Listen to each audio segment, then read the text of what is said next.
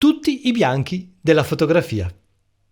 Facebook mi ricorda di un avvenimento di 6 anni fa. Parto da qui e mi lascio portare per parlarvi di 5 argomenti legati tra loro da piccoli legami. Ognuno chiama l'altro e lo spinge un poco più in là. Dei cortocircuiti che li mettono in contatto. Sono Roberto Carlone e vi racconto storie con musica, fotografie, parole e cinema d'animazione.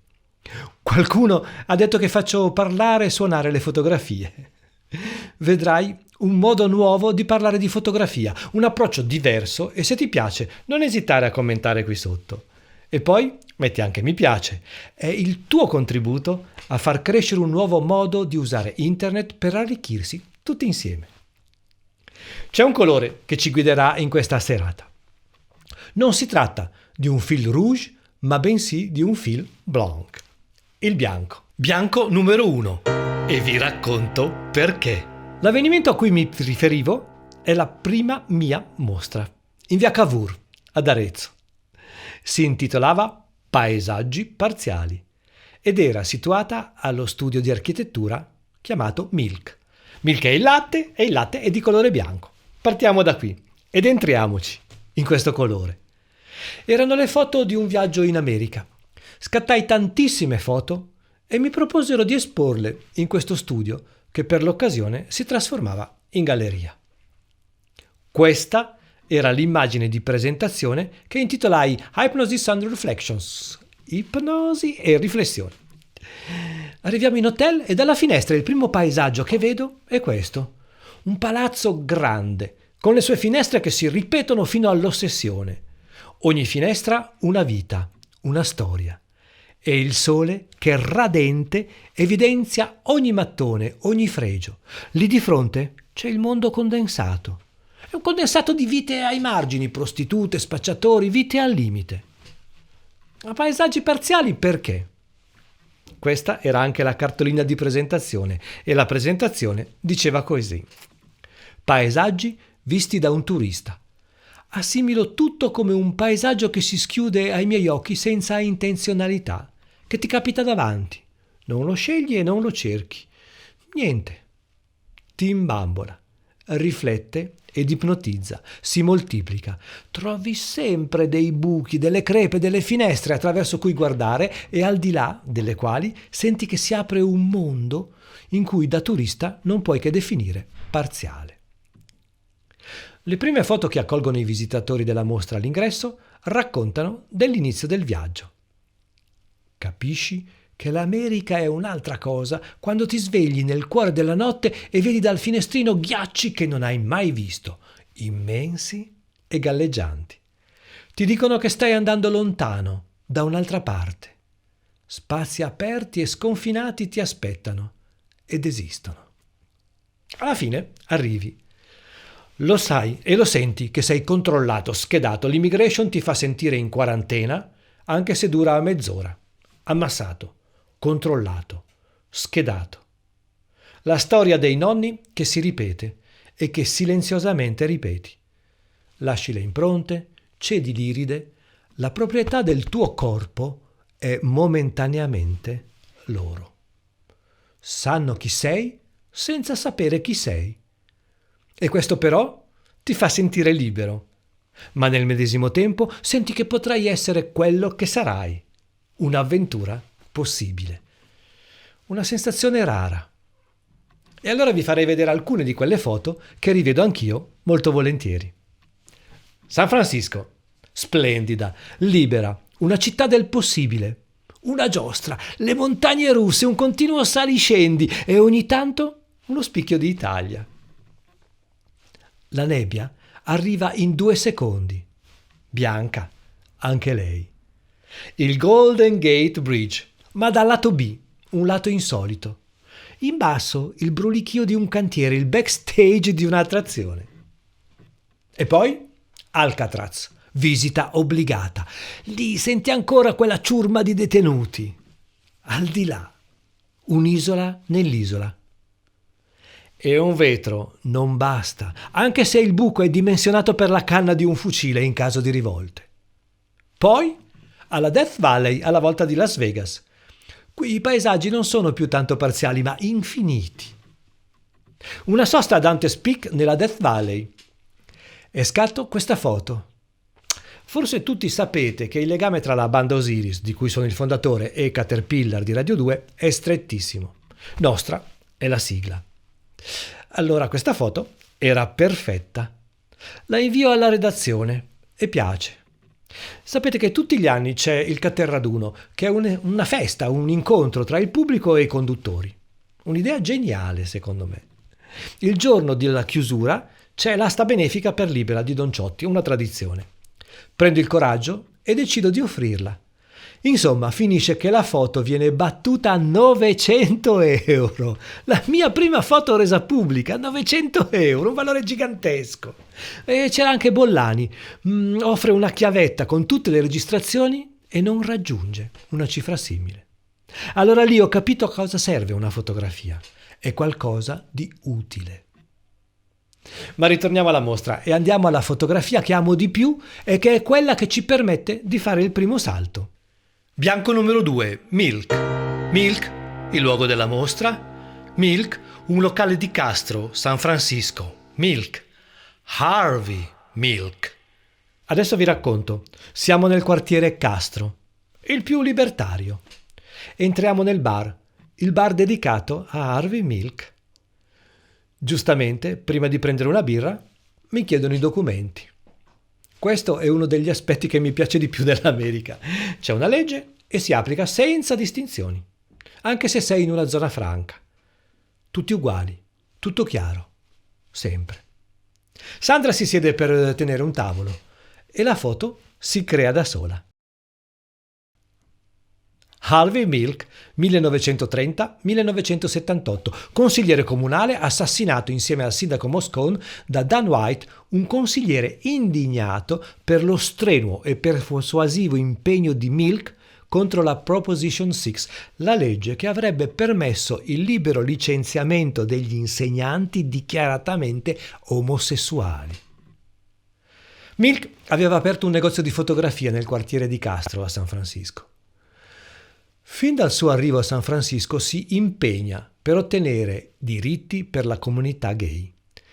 Nel 77 viene eletto come consigliere comunale, affermandosi così, come il primo omosessuale dichiarato ad ottenere un ruolo politico rappresentativo. Nonostante San Francisco fosse a suo modo più aperta e inclusiva di molte altre città e aree del paese, la sua elezione risulta essere comunque uno spartiacque nel contesto generalmente più ostile e ancora arretrato nei confronti degli omosessuali. Dopo l'assassinio si arriva al giorno della sentenza, molto blanda, che indigna la comunità di Castro e spontaneamente si crea un corteo in sua memoria, a lumen di candela e decorato dalla bandiera arcobaleno, che era il simbolo del movimento omosessuale, nato in conseguenza di questi eventi. Sottolineò il legame tra Milk e la sua comunità, tra le prime ad aver abbattuto il muro di silenzio e soggezione che divideva una parte sociale da un'altra, i diritti di serie A da altri di serie B, gli individui dagli altri individui. Ancora oggi la figura di Harvey Milk, negli Stati Uniti, ma non solo, in Europa anche, rappresenta la determinazione di un uomo, di più uomini, nell'affermare il proprio orgoglio di parlare, di partecipare, di esserci e prima di tutto di essere. Bianco numero 3. Neve. Bianco della nebbia di San Francisco, bianco meteorologico, bianco della neve. Come sapete, ho creato uno spettacolo online fatto di musica, racconto, cinema d'animazione e fotografia che ho scattato durante il periodo della quarantena. Si intitola Fotografie da appartamento e l'ho presentato solamente online, con grandissimi risultati, soprattutto da parte mia come contentezza. C'è un capitolo legato al fuori, all'aperto, alla vista che abbiamo dal terrazzo che dà sull'anfiteatro e ve lo vorrei proporre come un piccolo assaggio. Ha nevicato quando era quasi primavera. Eccolo qua.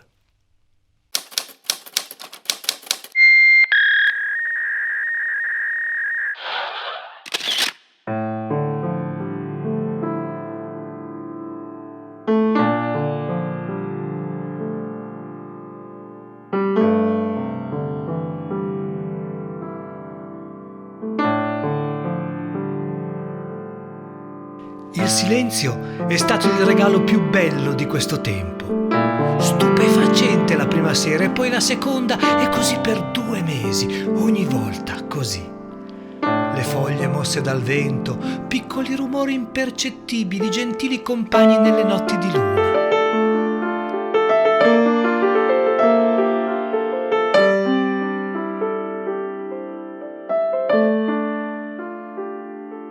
Un lato dell'appartamento è verso una strada del centro, il lato urbano, e l'altro è quello più naturale, grazie al parco dell'anfiteatro, da sempre in conflitto, inconciliabili.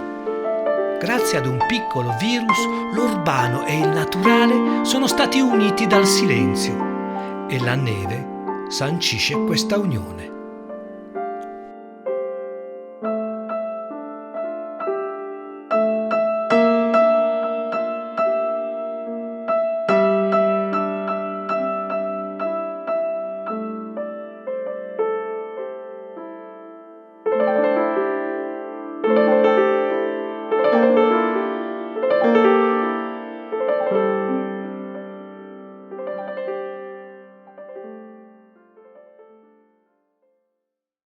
Bianco numero 4. Il bianconiglio. Quarto cortocircuito. Se si parla di bianco, allora si parla anche di bianconiglio.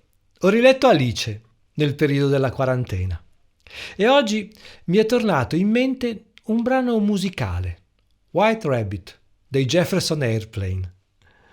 Un omaggio a Lewis Carroll e alla libertà, una canzone con un testo visionario da LSD. Vi leggo la traduzione.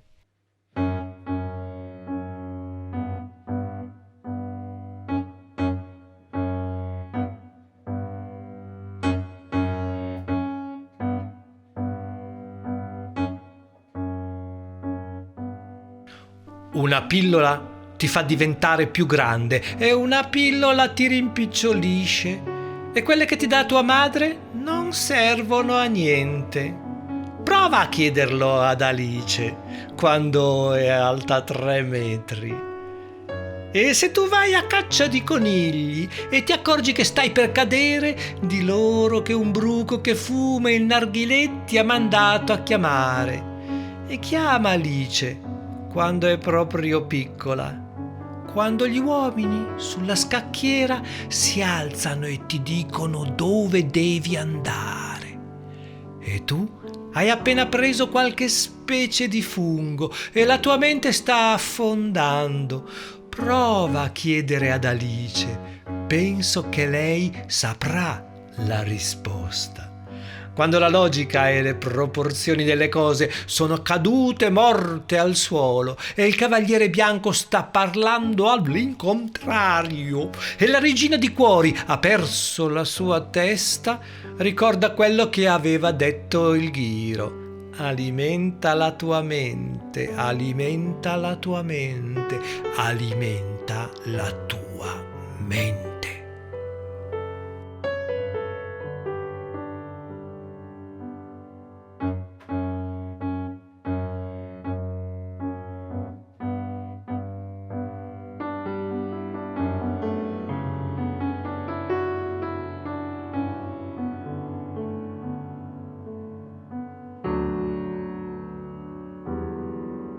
Composta da Grace Slick, White Rabbit racconta la storia di Alice che diventa altissima, espande la mente, è più piccola, senza potere, e che immagina e incontra ogni sorta di creature magiche. Naturalmente, come cade a Lucy in the Sky with Diamond dei Beatles, la canzone fu interpretata come la descrizione di un viaggio sotto LSD, con ovvi riferimenti a pillole e funghi allucinogeni. Ma la canzone può anche essere vista come un'allegoria della generazione persa dei giovani americani durante la guerra del Vietnam. Alcuni andarono a cacciare conigli, altri decisero di seguire il richiamo del bruco che fuma il narghilè e protestarono, disertarono, bruciarono le cartoline di leva. Questa canzone fu un grido di battaglia della controcultura che fece tanto contro la guerra. White Rabbit è un appello a risvegliarsi che infatti venne accolto. White Rabbit è una canzone di libertà, una chiamata alla mobilitazione per superare l'ordine patriarcale del tempo, per fare ingresso nel mondo della creatività e della conoscenza. Il messaggio finale è nelle parole del Ghiro, è alimenta la tua mente, acquisisci consapevolezza. Bianco numero 5, Vivian Maier. Quinto cortocircuito, che ci lega al bianconiglio, c'è una foto molto bella, scattata dalla mia preferita Vivian Maier. Una foto di conigli bianchi su di un balcone. Vivian Maier aveva occhi dappertutto e questa foto non se la lascia proprio sfuggire e fa partire una serie legata al bianco e alla neve.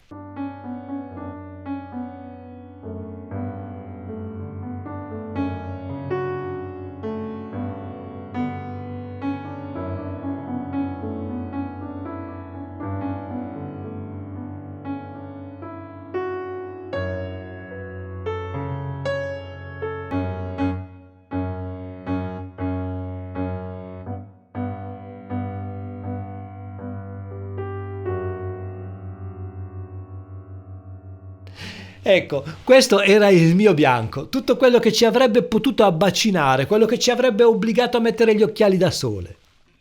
I bianchi a volte in fotografia sono i bruciati, quello che ci obbliga ad eliminare una foto, che ci fa dire mannaggia se stavo più attento, la troppa luce. Invece si sono limitati, l'abbiamo controllata, l'eccedenza di luce, e ci siamo fatti accompagnare da tutti questi amici fotografi. Se questo video ti è stato utile, se lo ritieni importante, se ti ha fatto passare 10 minuti in leggerezza, allora puoi sostenere la mia attività mettendo un sonoro mi piace e meglio ancora iscrivendoti al mio canale. Siamo in pochi a fare questo tipo di attività. È una piccola TV del mondo, YouTube, no? È una piccola TV che è autoprodotta, è libera ed è a alto tasso artistico. Facendolo, questo ed altri video verranno proposti ad un più largo pubblico e contribuirai quindi ad un uso più culturale e di crescita nella rete. Resta in contatto con noi ricevendo anche la newsletter settimanale. Contenuti extra, fotografie, pensieri, appuntamenti esclusivi e anche sconti sulle attività a pagamento che ogni tanto organizziamo. Vai su robertocarlone.it alla pagina newsletter. Grazie ancora per aver condiviso un poco di tempo insieme. Alla prossima. Ciao.